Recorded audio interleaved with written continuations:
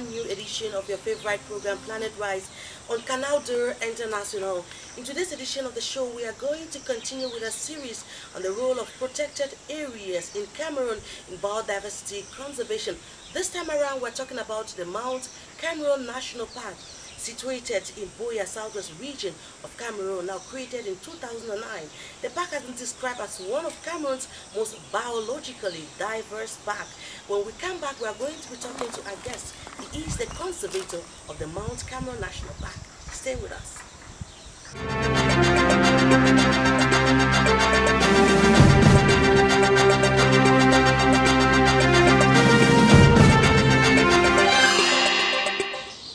Welcome back, and thank you for choosing Canal de International. As I earlier on announced, our guest in today's edition of the program is the conservator of the Mount Cameroon National Park. He is Mr. Memvi Abesolo Charles.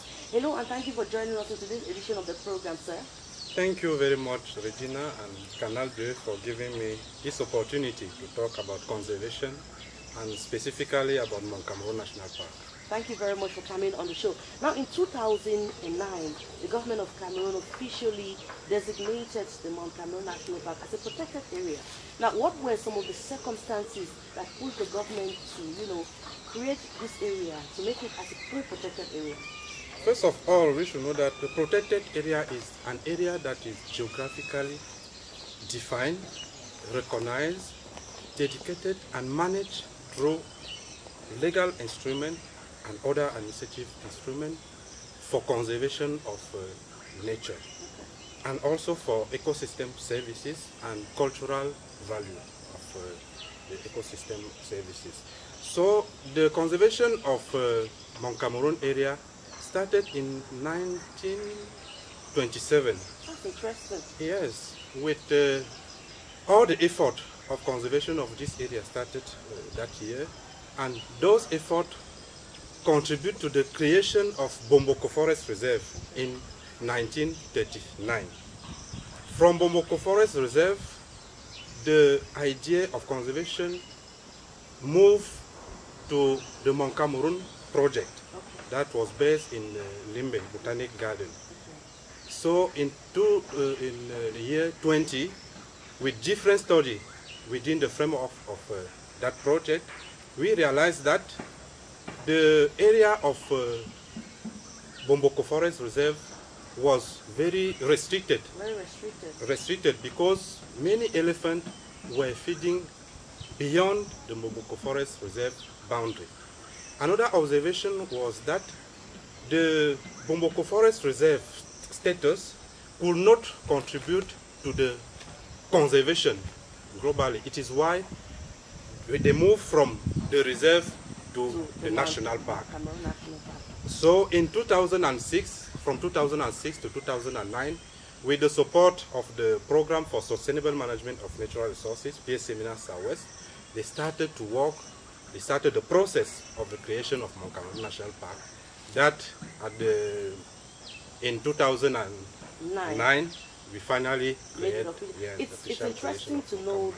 It's interesting to know that before 2009, there were already conservation activities going on.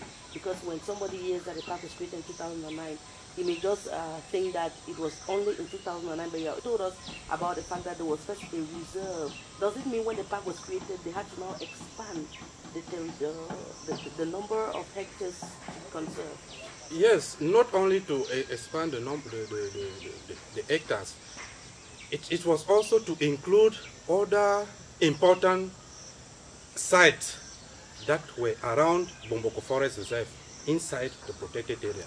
And you see that it is the different configuration now, because when you look at the map of Bomboko Forest Reserve and the new map of Mount Cameroon National Park, we see that it is not totally the same area, but they have expanded the park and also include other very important sites with great value concerning conservation. And now my next question should be linked to the first, because I was trying to find out there should be reasons why the government, like the government of Cameroon, should designate an area as a protected area. What is the diversity of the Mount Cameroon National Park, looking at the flora and fauna species? probably more reasons why there was a need to conserve this forest. Yeah, we should know that in this region, in Southwest region, the Mount Cameroon area shows the uniqueness in terms of ecosystem. Okay. And it is why, when you look at the Mount Cameroon National Park, from the lowland, that means at sea level, to the summit, we have different vegetation. We have the lowland mountain forest, we have the mountain forest, sub-mountain forest, we even have the savanna till the summit. So we have different forests. And also concerning the wildlife, we also have the different diversity of wildlife from the lowland to the summit. It is why in Mount Cameroon National Park, I can say that we have all of the animals that we can get in Cameroon, except some animals that are found in the savanna area, like giraffe, like baboon, and other. So in Mount Cameroon National Park, we have elephant, forest elephant, we have drill, we have different type of monkeys, press monkey, we have bush bog, we have chimpanzee, but we don't have gorilla in Mount Cameroon National Park. Okay. And of course, there are many tree species also that some of them are endemic. Yes, we have many tree species, starting from the commercial trees to the medicinal trees and other. And even concerning the wildlife, we have also something like a francolin. This is specific for Mount Cameroon National Park. Now, tell us, as before becoming a full protected area, I know you've mentioned about the fact that some part of the forest, the Bomboko Forest Reserve, existed, and there were some conservation activities going on there. But now let's look at the enlarged Mount Cameroon Park. What was the forest like before the government officially designated it as a full protected area? Yes, till now we are struggling to sensitize community, because in their mind they only know that it is a mountain. When they are going to Mount Cameroon National Park, they know that it is mountain. Many people don't really know that it is a protected area, and it is what we are doing now to sensitize them. That and what can be the consequence of the fact that they don't know that it's a protected area? Talking about encroachment. Yes, you know that when we talk of protected area, we have many restrictions, and community around should know what are those restrictions, so that they will avoid to get into trouble concerning the law that regulates the management of the management park. And for now, we can say that the creation of Mount Cameroon National Park came to solve big problems concerning encroachment, as you mentioned, concerning selling of land, because we can already say today, we are sure that if they did not create this area like a protected area, maybe people will have only bought land till the summit. And even the extension of different palm plantation and other agro-industrial plantation. So I think the creation of this area like a national park, and we should also know that I was explaining the difference, why they changed the status from the reserve to the national park. It is also to enhance the protection status of the area. Okay. Towards it become the protected. Now, probably you've answered my next question partly, but I would just like you to elaborate more. As a protected area, how does the Mount Cameroon National Park help to foster biodiversity conservation? Do you think the presence of the national park has helped biodiversity conservation? Of course, as I mentioned, when we look at the encroachment, when we look at sale of land, when we look at poaching, logging, with the protected area, we have a team that is responsible of the management of the protected area for protection and different programs that are involved in the management of the protected area. And from that status, we can say that the creation of Mount Cameroon National Park, this area, like protected area, like the park, has contributed to really protect this area. But we still have cases of illegal logging, we have cases of poaching. What should be some of the challenges in that area? Of course, I don't even think that one day we say that we will not have poaching in protected area, because it is something, that community, they depend largely to the natural resources and forest resources. Okay. And till today, we are still fighting against illegal poaching. Poaching, because when we say poaching, it is already illegal. Yes. We are still fighting against illegal logging inside the park and even around the park. We are still fighting against encroachment. We are still fighting against all illegal activity that can compromise the integrity of the park. Okay, now talk to us about a normal day at the Mount Cameroon National Park. What are you and your team up to for a normal day? Yes, first of all, the first management plan of Mount Cameroon National Park was prepared in 2015. So we have already implemented the first management plan that have already expired in 2019. In that management plan, we have 6 programs, starting by administration and finance. And when you look at administration and finance, it is really everything concerning the office management, the personnel, the staff, the material, infrastructure, and other. We have another program that is protection of the park. With the protection, we have a specific unit that is charged for the boundary of the park, to refresh the boundary, to control the illegal activity in the park, and sensitization of community. Because sensitization is part of the activity. Poaching, anti-poaching. Okay. Yes, sensitization is part of anti-poaching. We have monitoring and research unit that is to follow up research activity, to supervise intent, for biomonitoring and other activity. We have collaborative management activity that look at the involvement of community in our management. We organize the VFMC, Village Forest Management Committee. We bring them at level of cluster. We give them some activity to implement in the field so that they will really feel that they are involved in the management of protected areas. We have other unit, a sustainable finance unit. We have ecotourism development unit, because one of the objective of the creation of the park was also to promote ecotourism. So it is really a big unit, a big program in the management of Cameroon National Park. So globally, this is what we are doing. We are looking at all those activities. As part of the activities carried out by the park, you also spoke about the fact that demarcations are done in the park to permit the forest adjacent communities to understand the limit. My question is, do these communities understand that these boundaries are not supposed to be trespassed? And what happens to those who trespass these boundaries and carry out illegal activities within the park?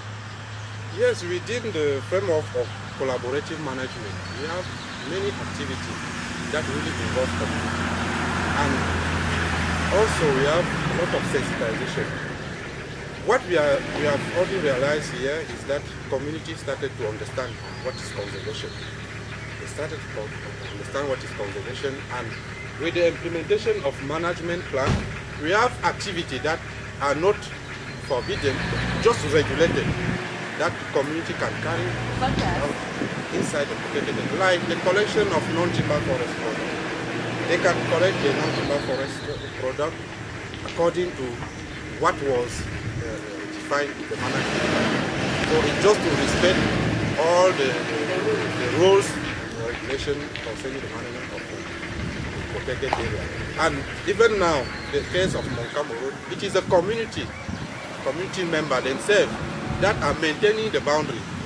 Yes, because we went to the community and we asked them to select some young person to help us to do regular maintenance of the boundary.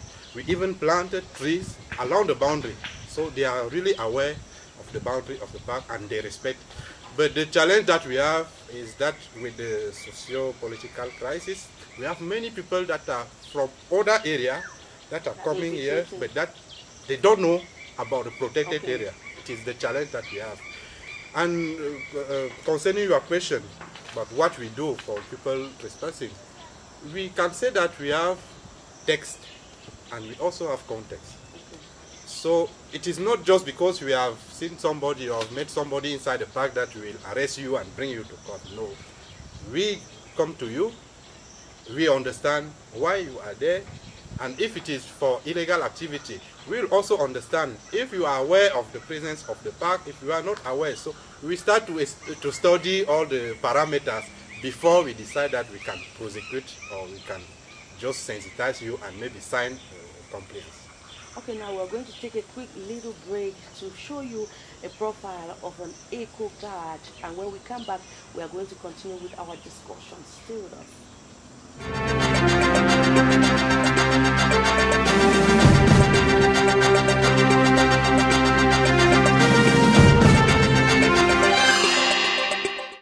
When we met Elvis Teto Tendang, an eco guard at the headquarters of the Mount Cameroon National Park in Buea, he began by defining for us who is an eco guard.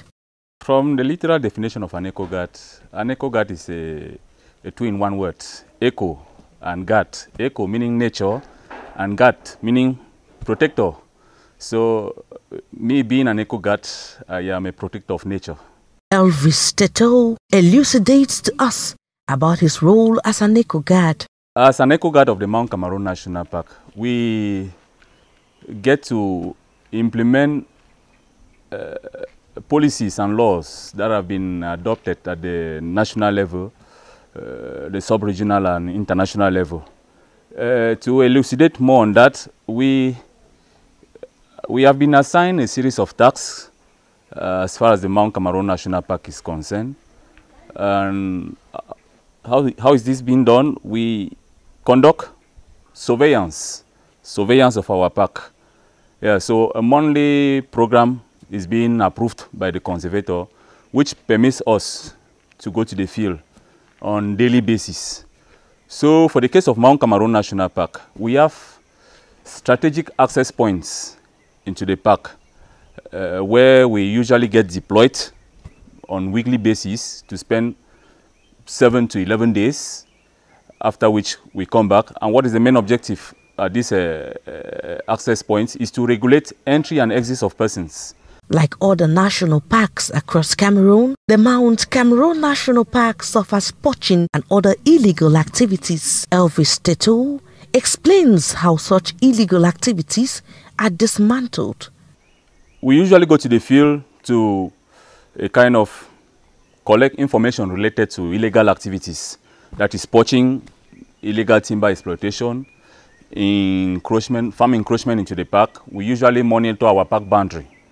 So when we go to the field, we dismantle traps, we remove traps, we destroy bush huts belonging to illegal poachers, and then we kind of track down the defaulters. Yeah. So when we come across someone who is not supposed to be in the park, what we do, he is being arrested if it's possible, and we bring him out and present him before the State Council for prosecution. The young eco guard tells us when he ventured into the field, he had little knowledge, but over time, he has fallen in love with nature. Before getting into this, it is true I had little knowledge about the forest before. But as I got into it, I started falling in love with nature, falling in love with the need to conserve nature. And so far, I've been enjoying it. The fact that I get bitter when I come across someone who is against nature, that is enough proof that I am already attached to nature, and I love it so much. But the job does not come without challenges. When patrolling on the field is all about navigation. We need GPS, we need compasses, we need cyber trackers to permit us navigate on the field. You know, when we come up with a program that we want to go and patrol in an area, for example, entering the forest here to come out somewhere around West Coast, that will entail a lot of navigation, and we need most of these equipment like the GPS to use them on the field. So challenges, as of now, the materials are not enough. And then again, some of the eco guards are not capacitated on how to use some of these equipments, and it's really a challenge, because if you have to deploy someone that he enters here and come out in Kumba. Despite the challenges, Elvis Teto Tendang, like other eco guards, continue to brave the odds to ensure the protection of Cameroon's rich biodiversity.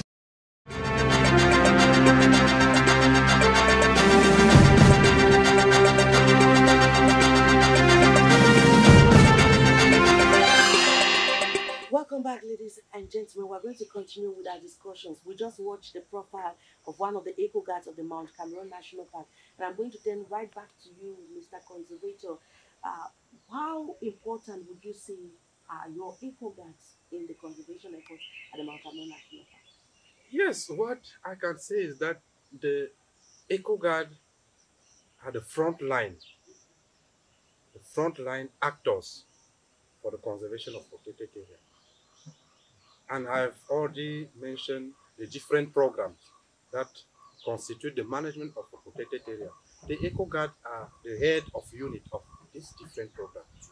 So many people think that being eco guard is only running after the poacher or forbidding people to eat the bushmeat. No, the eco guard are really actors of community development itself, because when you look at our intervention within the program of sustainable management of natural resources, we have activity that concern agriculture.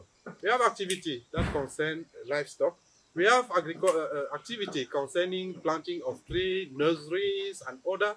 So I think the eco guard is somebody who is globally trained to accompany the community for their development. So it is not only for bushmeat. Okay. Now, like most parks, poaching, trafficking, illegal logging are realities. Talk to us about wildlife crime wave at the park, and what do you think is fueling some of these activities? Yes, I think that if we consider only the consumption of the community around the protected area, we will not get problem. But the problem comes when we have the needs from the different cities around the protected area. Because we see that when somebody is going for poaching, it is not only for small consumption of the household, but it is to go and sell. And for that consumption of the cities, it increases the needs in terms of wildlife, and it is why we have this problem of intensive poaching in our protected area. But what we talk to us practically about some of the animals that are, most often poached in the park, as you're talking about. It's not for small consumption, but it's equally for sale for cities, other cities around Boya. Yes, the first animal are this class C animal. They are common animal that they are poaching. Okay. Class C animal, class B animal like bush bug and other. Even class E animal. We have many people that are poaching class E animal. Such as? Class E animal like chimpanzee. Okay. Like, yes, class A. Which is critically endangered. Endangered. So we have also elephants, for example. People are poaching elephants. Not only for meat, but for the toes. You see, it become really very intensive, because, and talking about the elephant, you know that it is not even around our city that they are using that toes. It is to export to other countries. Yeah. So it is also a reality of Cameroon National Park, because I think in 2016 we even had that issue of issue that was prosecuted in the court concerning elephants that was killed. Yes. And do you think that the park is equipped enough to fight wildlife crimes ongoing in the national park? Yes, we are equipped, and we need every time to update our equipment in terms of capacity building, in terms of tools, in terms of everything, because you know that there are also many things are changing with time, So we also need to be at the question with those changes. Now talk to us about ecotourism. I think you mentioned it somewhere along the line that one of the main reasons why the Mount Cameroon National Park was designated as a protected area was also to boost the potentials in ecotourism. First of all, we're talking about the Mount Cameroon, which is like the highest in West and Central Africa, if my facts are correct. And we have other activities like the mountain views in the mountain.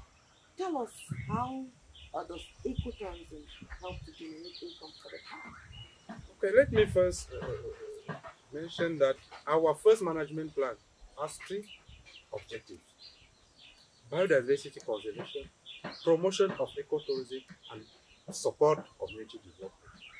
That community development is also through ecotourism promotion. And today, I have already gone around this country. We can be sure that Mount Cameroon National Park is a very important area in terms of ecotourism value, because only the landscape, if you have already been in the mountain, you will confirm that the landscape of Mount Cameroon National Park is something that is really beautiful, very beautiful. Apart the landscape, we have different animals that we have already mentioned. We have the caves, we have the lava flows, we have waterfalls, we have everything in Mount Cameroon. I used to say that Mount Cameroon National Park is it's Cameroon, Cameroon in miniature. Wow. I used to say that. So it is why we really developed a specific aspect of ecotourism promotion in Mount Cameroon National Park. And with the support of the program that I was talking about, we have already constructed ecologists in the park to receive tourists. And we started to receive even tourists. It is just because of this COVID-19 and also the crisis that the number of visitors has dropped.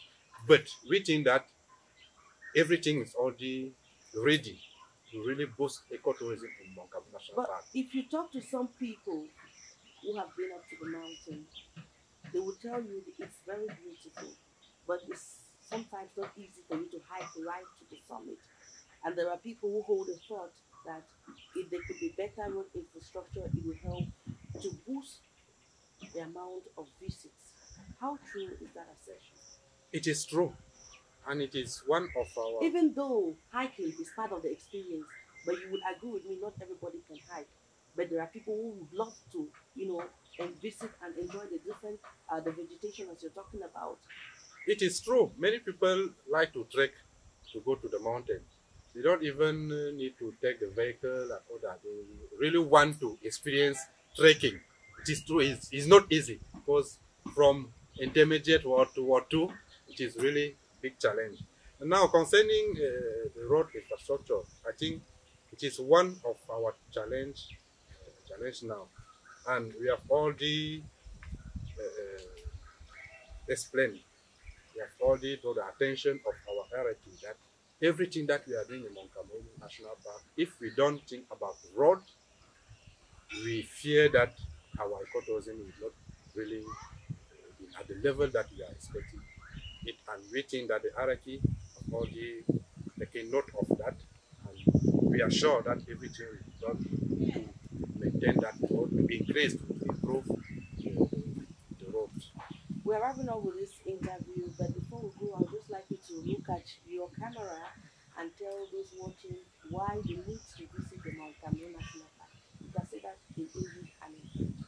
The first thing that I can say to people coming from abroad, if they want to know everything about Cameroon, it's better to come directly to Mount Cameroon National Park. They will get everything than getting to Campoman, to other protected areas before knowing around. But if they come directly to Mount Cameroon, they will know everything about Cameroon. It is the first thing. Because, as I said, we have all the natural features in Mount Cameroon National Park. We were talking about lava flows, crater lake, caves, the landscape itself with different vegetation, animals, and other. So we have everything, and to experience even trekking in the mountain, which is another good experience. So coming to Mount Cameroon National Park, it's giving you the view of Cameroon itself. And another thing is that when you are in the summit of Mount Cameroon National Park, not even the summit at the Fako Mountain Road, for example, it is possible for you to see Equatorial Guinea, to see Malabo, to see Limbe, to see Douala, to see Kribi. Wow. Very easy. So it is really very good experience to visit Mount Cameroon National Park. And we also have that issue of access to reach Mount Cameroon National Park from Douala to Boya or to Limbe. It's very easy. We have tar road. Yes, so we have all the possibility, all the facility to go there. Yes, to go to. I'm sure you are so emotional talking about it, and I know if I give you the time, you go on and on. But unfortunately, we have come to the end of this edition of the program. Thank you so much for accepting our invitation on Planet Rise. It was such a pleasure having you, Mr. Abdul. I am the one to thank you, Regina, and all the team of Canal D for giving me this opportunity to talk about Mount Cameroon National Park, to talk about conservation. So you are welcome in Mount Cameroon National Park. Thank you very much. And to all of you who have been watching back at home, we want to say a very big thank you. Take another rendezvous in a fortnight. But for now, it's goodbye and God bless.